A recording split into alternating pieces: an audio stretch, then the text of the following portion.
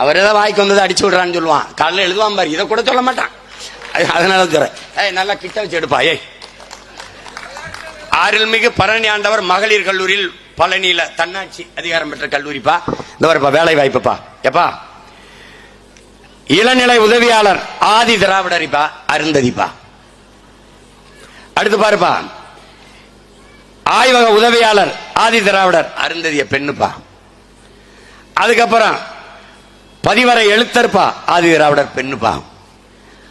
அதுக்கப்புறம் அலுவலக உதவியாளர் ஆதி திராவிட பெண்ணுப்பா.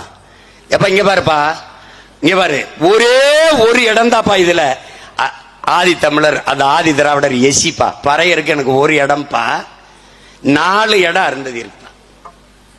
15 விழுக்காடு வச்சிருக்கிற நான் ஒரு இடத்துல இருக்கேன், 3 விழுக்காடு வச்சிருக்கிற அந்த மக்கள் 4 இடத்துல இருக்காங்க. அவங்களுக்கு போக இந்த பாருப்பா, அடுத்து வாப்பா, இங்க பாருப்பா. எப்பா திருவள்ளுவர் பல்கலைக்கழகத்தில் பாருப்பா,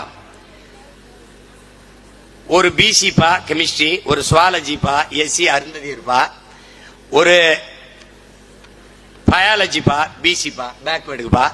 அதுக்கப்புறம் பாருப்பா கம்ப்யூட்டர் சயின்ஸ் எஸ்சி அருந்ததி இருப்பா, பிசிக்ஸ் எஸ்சி அருந்ததி இருப்பா, அப்புறம் காமர்ஸ் எஸ்சி அருந்ததி இருப்பா. தம்பி 5 இடத்துல 4 இடம் அவங்க தான் வச்சிருக்காங்க. இங்க பாருப்பா, இன்னும் சொல்றேன் பாருப்பா, அப்புறம் நீ கொஞ்சம் கேட்டுக்கப்பா எல்லாத்தையும். இப்ப இதெல்லாம் என்னன்னு தெரியுமாப்பா? மொத்த சாப்பாடு என்கிட்ட இருக்குதுப்பா, நான் சாப்பிட்டு மிச்சம் இருந்தா உனக்கு போடுவேன்ப்பா, எச்சி கஞ்சி ஊத்துவேங்கிறான்பா. இதாப்பா கதை. இப்ப நான் என்ன சொல்றேன், இது எந்த வழியில் சமூக நீதி? என்ன அருந்ததிய மக்களின் எண்ணிக்கை என்ன, அவங்களுக்கு உரியதை கொடு, ஆனா எனக்கு இருந்து கொடுக்காத, அங்கிருந்து வாங்கி கொடு.